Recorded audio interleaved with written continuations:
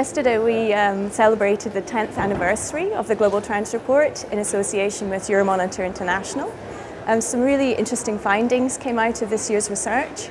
For example, we've seen the rise of unlimited holidays in the US. So this is where employers are offering their employees a chance to have unlimited or a sort of number of holidays, and that enables employees to become sort of more productive in the long term, because obviously happy employees means greater productivity. We're definitely seeing, particularly on the technology side, that there's a greater push towards personalization. So that's all supported by mobile technology and the fact that travel brands can engage with consumers before, during and after their experience and the journey that they're on.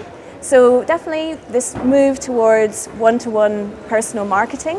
So we're going to see brands pushing information to consumers throughout the journey, and consumers will be able to sort of take them up on offers, go to the nearest restaurant, and get all those recommendations straight to their smartphone. We're seeing that the travel industry is continuing to embrace the sharing economy. So we have the rise of players such as Uber and Airbnb. They've been around for several years now.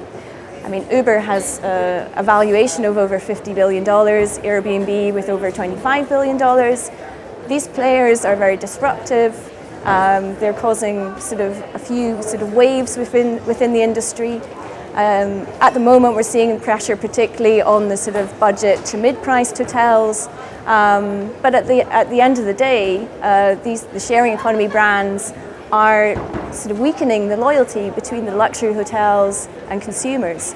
So we've picked up on the sharing economy is now a global phenomenon. For example, in China, they have their domestic brands, particularly such as Didi Kuaidi in the car sharing, or Tuja in the private rental sector.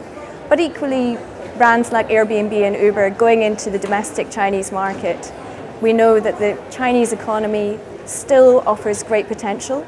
There are so many hundreds of millions of middle-class consumers that are coming up, and they want to travel. It is, something that they aspire to. So offering great opportunities in the long term. When you look far out into the future, we've done a bit of work on travel trends to 2030. And yes, of course, there will be things like space tourism. Whether it's for the masses, that's debatable. But we're definitely going to see new technologies impacting trends on the consumer side. We're also going to see increased more diversity in terms of the type of traveller that we'll see. So for example, greater diversity of source markets.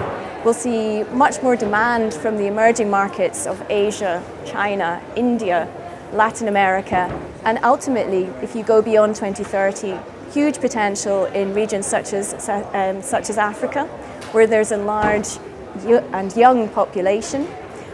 So definitely more diversity in terms of the traveller mix.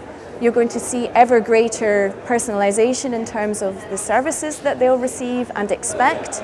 Consumers will be constantly connected. That's across the world. And travel brands need to be ahead of the curve and to ensure that they're providing the right service at the right moment to the right person. So increased emphasis, if you like, on the micro moment. And already we're seeing these trends emerge. And obviously these will continue to shape the travel industry going forward.